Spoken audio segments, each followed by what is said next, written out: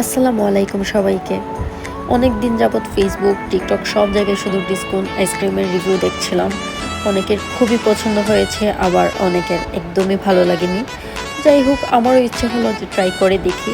তবে আমাদের এখানে সব জায়গায় ছিল না এই আইসক্রিমটা। ফাইনালি একটা শপে অ্যাভেলেবল হয়েছে, তো সেই শপের অ্যাড্রেস জেনে আমরা বের হয়ে পড়ি সেই আইসক্রিমের খুঁজে।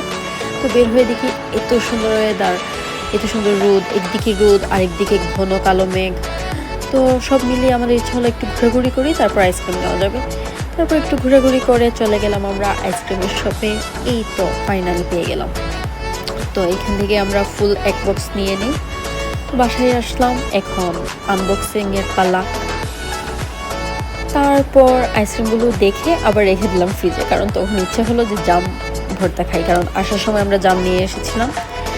তো এই তো, তারপর আর আইসক্রিমটা তখন ট্রাই করা হয়নি, এরপরে ট্রাই করেছি। তো ইনশাল্লাহ নেক্সট ভিডিওতে আমিও রিভিউ শেয়ার করব। ওকে, আল্লাহ হাফেজ।